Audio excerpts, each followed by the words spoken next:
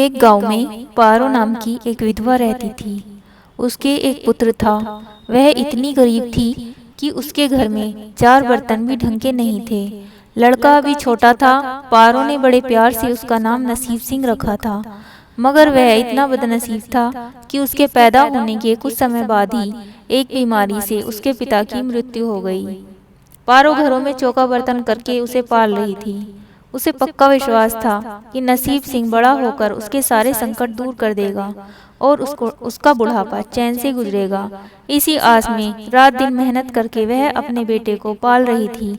नसीब सिंह छोटा जरूर था, किंतु समझदार बहुत था। संयम और धीरज की उसमें कोई कमी नहीं थी। किसी भी बात को गहराई तक जानने में उसकी प्रबल जिज्ञासा रहती थी। एक दिन उसने अपनी माँ से पूछा, माँ, हम इतने गरीब क्यों हैं? यह तो सब ईश्वर की मर्जी है बेटे, दुखी सुर में पारो ने कहा। सब नसीब की बात है। मगर नसीब सिंह यह उत्तर पाकर संतुष्ट नहीं हुआ। वह बोला, ईश्वर की ऐसी मर्जी क्यों है? बेटा, यह तो ईश्वर ही जाने। अगर यह ईश्वर ही जाने तो ठीक है, मैं ईश्वर से ही पूछूंगा कि हम इतने गरीब क्यों हैं। बताओ माँ, बताओ। वह पूछता रहा कि ईश्वर कहाँ मिलेगा।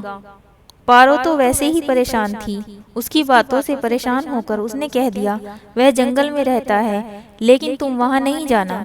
लेकिन नसीब सिंह दिल ही दिल में उसी क्षण इरादा बना लिया कि वह ईश्वर को ढूंढेगा और उससे पूछेगा कि आखिर हम इतने गरीब क्यों हैं। एक दिन वह जंगल की ओर चल दिया।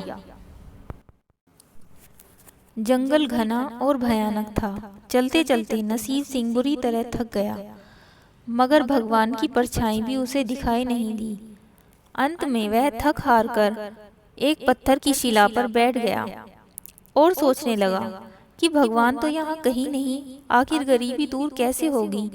तभी संयोगवश व्रतलोक का भ्रमण करते करते शिव और पार्वती उधर ही आ निकले। उन्होंने बच्चे को वहाँ बैठे देखा तो उन्हें बड़ा आश्चर्य हुआ कि यह अबोध बालक इस जंगल में क्या कर रहा है।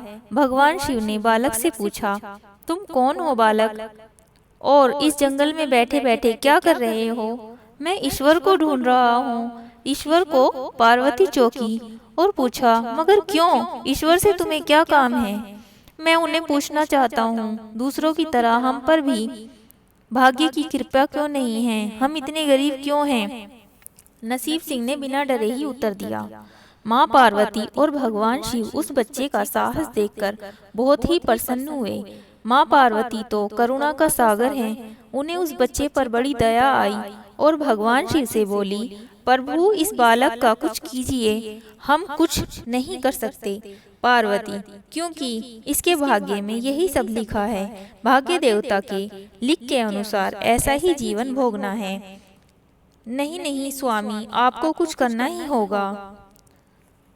कुछ दे दें, इस बच्चे को दे दें तो वह उसके पास नहीं रुकेगा। अगर हमने इसको कुछ दिया भी तो इसके पास यह नहीं रुकेगा। इसे वैसा ही जीवन जीने दो जैसा कि भाग्य देव चाहते हैं। नहीं प्रभु, इसकी गरीबी दूर करने के लिए आपको कुछ इसके ऊपर कृपा करनी होगी। जब माँ पार्वती जिद करने लगी तो भगवान भोले शंकर ने उस बच्चे को एक हार दे दिया। हार पाकर नसीब सिंह बहुत प्रसन्न हुआ और खुशी खुशी अपने घर चल दिया। माँ पार्वती खुश थी कि उन्होंने एक अबोध बालक की मदद की और अब उसके दिन सुख के कटेंगे। लेकिन भोले बाबा जानते थे कि यह हार उसके पास नहीं रुकेगा।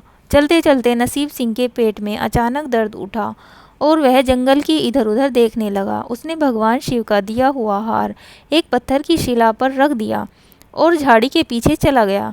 किंतु तभी एक चील आई, वहीं से उड़ती हुई आई और उस हार को उड़ाकर ले गई।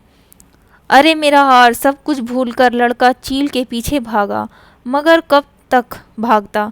चील का पीछा पीछा करते करते कैसे पकड़ता। उसके एक बार पत्थर उठाकर मारने को सोचा तो चील बहुत ज़्यादा ऊपर उड़ चुकी थी। कुछ ही पलों में चील उसकी नज़रों से ओझल हो गई। वह तो बड़ा ही दुखी हुआ और रोते रोते अपने घर की ओर चल दिया। घर पहुंचकर उसने अपनी माँ को सारी बात बताई, मगर पारो को उसकी बात पर बिल्कुल भी विश्वास नहीं हुआ। हाँ, इसकी बात सुनकर वह कुछ उदास अवश्य हुई, किंतु नसीब सिंह माँ की उदासी को देखकर बिल्कुल भी परेशान नहीं हुआ। उसने अपने मन ही मन में निर्णय लिया कि वह कल फिर वहाँ जाएगा और भगवान शिव और पार्वती को अपनी विपदा सुनाएगा। उसका विश्वास था कि भगवान शिव उस चील को अवश्य दंड देंगे। भगवान शिव ने पार्वती से कहा, देखो उसके पास कल वाला हार नहीं रहा। उसे एक चील ले गई और दूसरा हार पाने के लिए उस चील को दंड दिलवाने के लिए यह लड़का आज फिर आया है। माँ पार्वती ने फिर भगवान से प्रार्थना की, भगवान आप चाहे चील को दंड दें या ना दें, किंतु इस लड़के को सहायता देकर इसकी निर्धनता अवश्य दूर करें। हम अब कुछ नहीं कर सकते।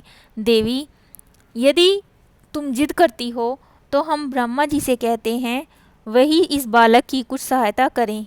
कहकर भगवान शिव ने ब्रह्मा जी को बुलाया और सारी बात बताकर आग्रह किया कि आप इसकी कुछ मदद करें। तब ब्रह्मा जी ने लड़के को हीरे की एक अंगूठी दे दी। लड़के ने अंगूठी जेब में रखी और खुशी खुशी अपने घर चल दिया।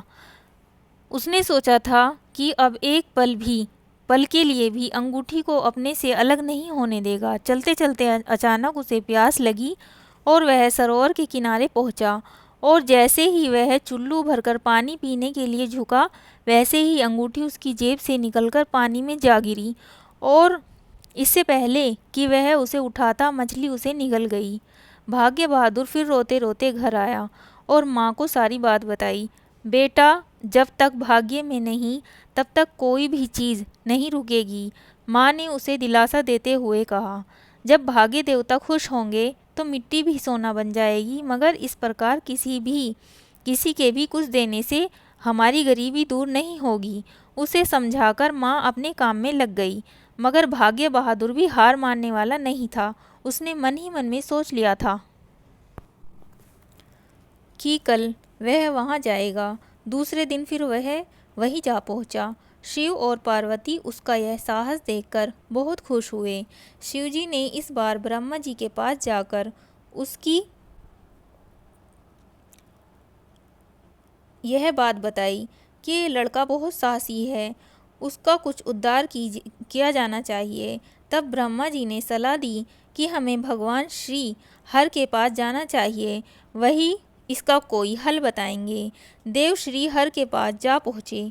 पूरी बात सुनकर भगवान विष्णु ने भाग्य बहादुर को कुछ हीरे दिए।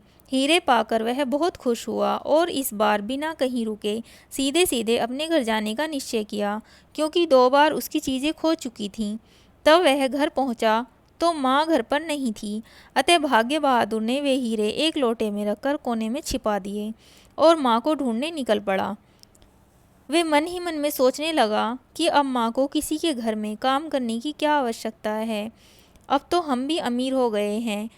और उधर पीछे से चोर उसके घर में घुस गए और जो भी सामान हाथ लगा लेकर भाग निकले। उस सामान में वह लोटा भी था जिसमें हीरे रखे हुए थे। जब वह अपनी माँ के साथ वापस घर आया तो देखा हीरे गायब थे। इतना ही नहीं, घर का सामान भी, दूसरा सामान भी गायब था। अब तो उसकी माँ को बहुत गुस्सा आया। वह बोली कि तू मुझे नई नई कहानियाँ सुनाकर पागल बनाता रहता है, सारा दिन आवारा की तरह इधर उधर भटकता रहता है और शाम को पिटाई के डर से कोई न कोई नई कहानी सुना देता है। माँ की डांट सुनकर लड़का रोने लगा। वह तो केवल वही जानता था, जो कुछ भी उसने बताया था सत्य था। डांट खाकर लड़की की हिम्मत और बढ़ गई और अगले दिन वह फिर उसी स्थान पर जा पहुंचा। भगवान भोले शंकर सोचने लगे कि इस पर इतनी मुसीबतें पड़ी, लेकिन इसने हिम्मत नहीं हारी। इस बात से वह बहुत ही प्रसन्न हुए और भाग्य की देवी के पास जाकर बोले, यह लड़का बहुत ही हिम्मती और साहसी धीरज वाला है, ऐसा व्यक्ति अभागा नहीं हो सकता, इसे कुछ दे दो। आज्ञा पाकर भाग्य की देवी ने भाग्य बहादुर को सोने का एक सिक्का दिया। सिक्का लेकर भाग्य बहादुर खुशी खुशी अपने घर चल दिया। जब उसने घर जाकर वह सिक्का अपनी माँ को दिया तो उसकी माँ बहुत खुश हुई, क्योंकि उन पर अब भाग्य देवी की कृपा हो चुकी थी। अतः सारे काम अपने आप ही शुरू होने लगे थे। दूसरे दिन एक मछली वाला उनके गांव में मछली बेचने आया तो लड़के ने वही सिक्का देकर मछली खरीद ली।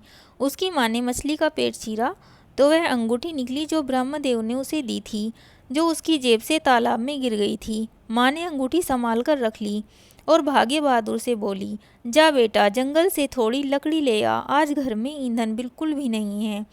लड़का कुल्हाड़ी लेकर जंगल की ओर चल दिया। वहीं जाकर जिस पेड़ पर लकड़ी काटने को चढ़ा वहाँ उसी चील का घोंसला था जो हार लेकर उड़ाकर ले गई थी। लड़के ने देखा चील आसपास कहीं नहीं थी। भाग्य बहादुर ने अपना हार उठा लिया और जो भी थोड़ी बहुत लकड़ियाँ पेड़ के नीचे पड़ी हुई थीं वही उठाकर घर की ओर चल दिया। माँ हार पाकर बहुत खुश हुई। अब तो देखते देखते ही उनके घर के दिन बदल गए थे। घर में किसी चीज़ का कोई अभाव नहीं रहा था। फिर भगवान की ऐसी कृपा हुई कि जो चोर उनके हीरे चुरा कर ले गए थे उनको भगवान सपने में महादेव दिखे और चेतावनी दी कि तुम जो हीरे चुराकर उस लड़के के घर से लाए थे वो हीरे वहीं वापस कर दो, वरना तुम्हारा सर्वनाश कर दूंगा। ये सपना देखकर चोर उस लड़के के वापस हीरे देने चले गए और वापस देकर उन्होंने उनसे क्षमा भी मांगी कि हमने ये गलत किया और हम नहीं ऐसा करना चाहते थे, लेकिन परंतु हमने ऐसा किया, हमें माफ़ी चाहिए। लड़के ने उनको माफ़ कर दिया और उनका घर भाग्य सिंह के भाग्य से खिल उठा और उनके चारों तरफ घर में खुशहाली आ गई। अतः हमें इस कहानी से यही शिक्षा मिलती है कि हमें सदैव प्रयास करते रहना चाहिए, कभी भी हमें हार नहीं माननी चाहिए और भगवान पर हमेशा भरोसा रखना चाहिए।